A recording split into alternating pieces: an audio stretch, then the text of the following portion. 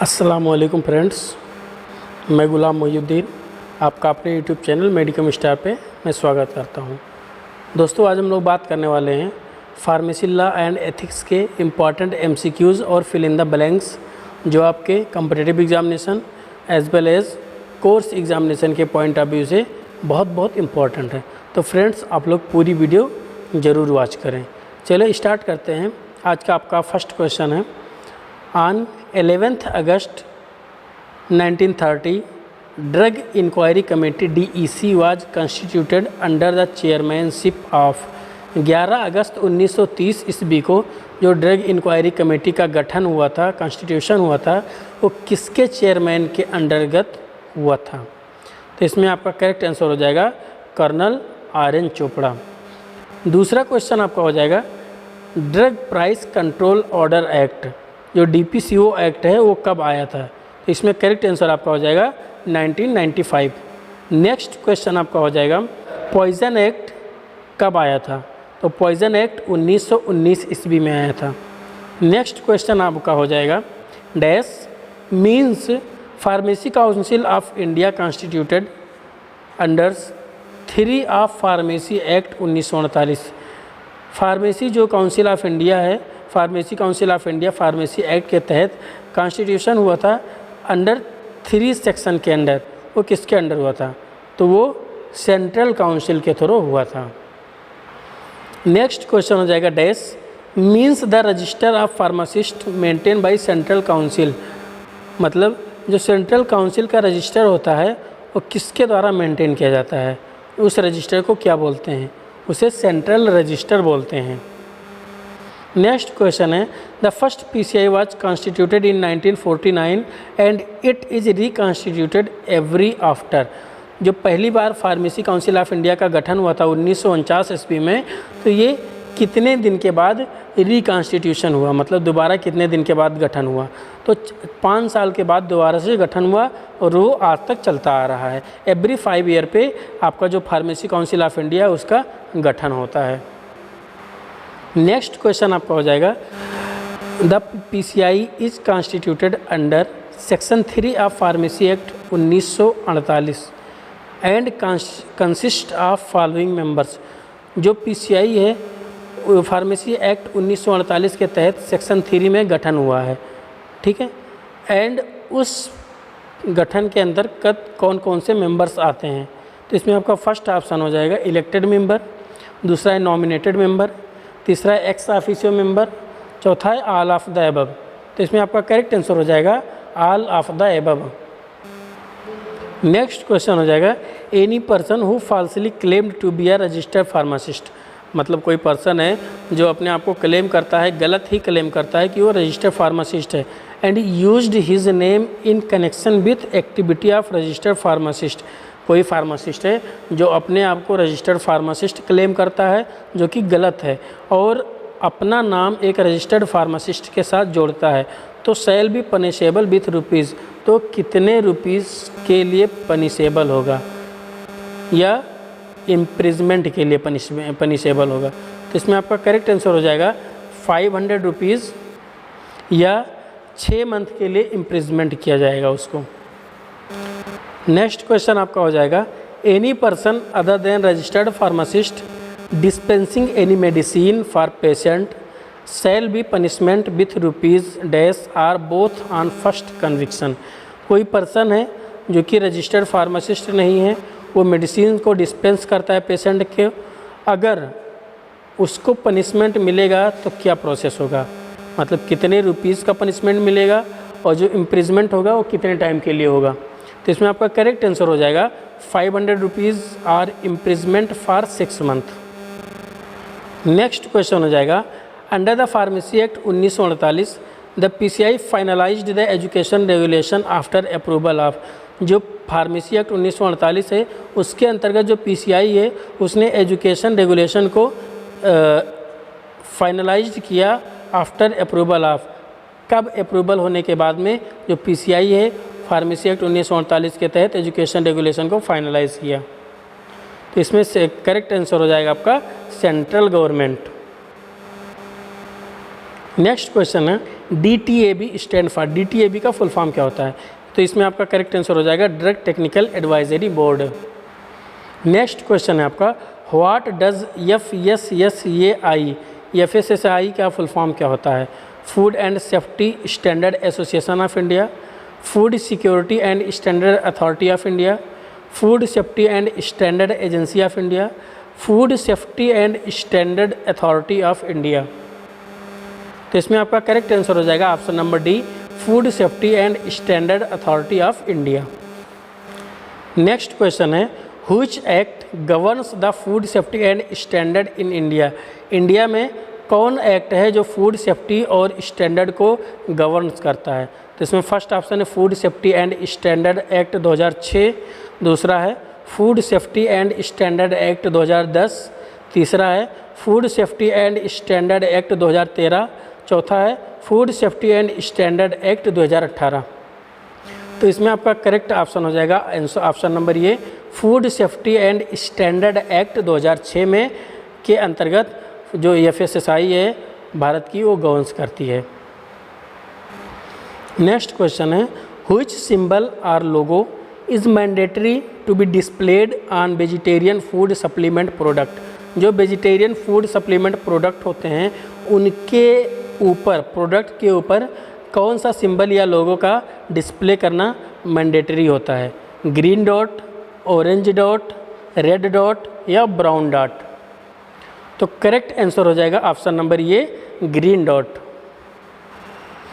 Next question है, which authority is responsible for fixing the selling price of scheduled formulation under the DPCO 2013?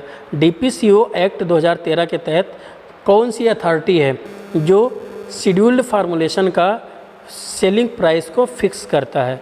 इसमें first option है national pharmaceutical pricing authority NPPA, दूसरा है central drug standard control organisation CDSCO, तीसरा है Indian pharmacopoeia commission IPC, चौथा है ministry of health and family welfare.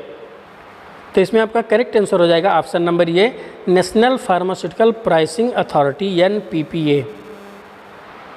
Next question है, the MTP act was enacted in which year of India? India में MTP act कब आया? तो इसमें फर्स्ट ऑप्शन है 1971, दूसरा है 1984, तीसरा है 1996, चौथा है 2005। तो करेक्ट आंसर हो जाएगा 1971। नेक्स्ट क्वेश्चन है आपका, what is the purpose of medical termination of pregnancy act? Medical termination of pregnancy act का पर्पज़ क्या है? तो इसमें फर्स्ट ऑप्शन है to regulate the sale and pricing of drug used in termination of pregnancy. Pregnancy को terminate करने के लिए किस ड्रग, कौन सा ड्रग को बेचना है, कितने प्राइस पे बेचना है। दूसरा है to ensure safe and legal access to abortion service. Abortion service के लिए लीगल एक्सेस और सेफ इंश्योर करना। तीसरा है to promote research on reproductive health. Reproductive health पे रिसर्च को प्रमोट करना। या to restrict access of abortion service. Abortion service के एक्सेस को रिस्ट्रिक्ट करवाना। तो करेक्ट आंसर हो जाएगा to ensure safe and legal access to abortion service. Next question है, what is the gestation limit for seeking and abortion under the MTP act? MTP act के तहत एबार्सन को सीक करने का जो लिमिट है, गेस्टेशन लिमिट है, वो कितना है? 12 वीक या 20 से 24 वीक या 26 वीक या 28 वीक? करेक्ट आंसर हो जाएगा ऑप्शन नंबर बी, 20 से 24 हफ्ते तक जो गेस्टेशन है उसको आप सीक कर सकते हैं। नेक्स्ट क्वेश्चन है, पेटेंट लॉ प्रोटेक्ट्स। जो पेटेंट लॉ है वो क्या प्रोटेक्ट करता है? The safety and efficacy of a drug, किसी भी ड्रग का सेफ्टी और इफिकेसी को। The brand name of a drug, या the manufacturing process of your drug, या किसी भी ड्रग के मैन्युफैक्चरिंग प्रोसेस को। या the intellectual property right of a drug, या मतलब किसी भी ड्रग के IPR को। तो करेक्ट आंसर हो जाएगा option number D, the intellectual property right of a drug. किसी भी ड्रग के IPR को प्रोटेक्ट करता है पेटेंट लॉ। नेक्स्ट क्वेश्चन है, which regulatory authority in India overseas the approval and regulation of new drug and clinical trials? Clinical trials और नए drug का जो रेगुलेशन और अप्रूवल होता है, इंडिया में कौन अथॉरिटी रेगुलेट करती है? फर्स्ट ऑप्शन है central drug standards control organisation CDSCO, दूसरा इंडियन फार्माकोपिया कमीशन IPC, तीसरा है national pharmaceutical pricing authority NPPA, चौथा है medical council of India MCI। तो करेक्ट आंसर हो जाएगा ऑप्शन नंबर ये, central drug standards control organisation CDSCO। Next question है clinical trial are conducted to, clinical trial को कंडक्ट किया जाता है क्यों? तो फर्स्ट ऑप्शन है evaluate the safety and efficacy of new drug, किसी भी नए ड्रग का सेफ्टी और इफिकेसी को इवेल्युएट करना। दूसरा है determine the market demand for a drug, किसी भी ड्रग का मार्केट डिमांड को डिटरमाइन करना। तीसरा है assess the manufacturing process of generic drug, generic drug के मैन्युफैक्चरिंग प्रोसेस को एक्सेस करना। चौथा है investigate adverse drug reaction in the general population, general population में ADR को इन्वेस्टिगेट करना।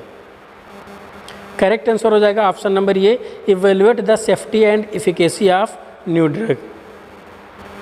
नेक्स्ट क्वेश्चन है आपका what is the primary objective of the biomedical waste management rule 2016, जो बायोमेडिकल बेस्ड मैनेजमेंट रूल 2016 है उसका प्राइमरी ऑब्जेक्टिव क्या है? फर्स्ट ऑप्शन है to ensure the safe and environmentally sound management of biomedical waste.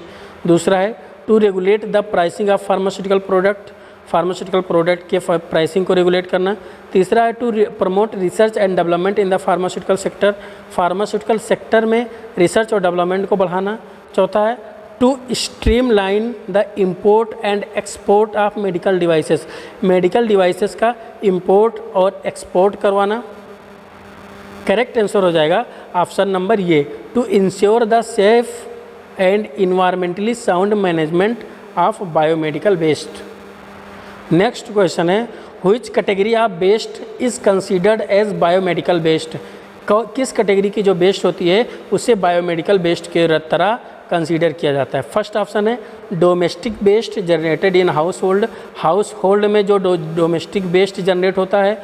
दूसरा है non hazardous waste from health care facilities, health care facilities से जो नॉन हैजार्डस वेस्ट जनरेट होते हैं।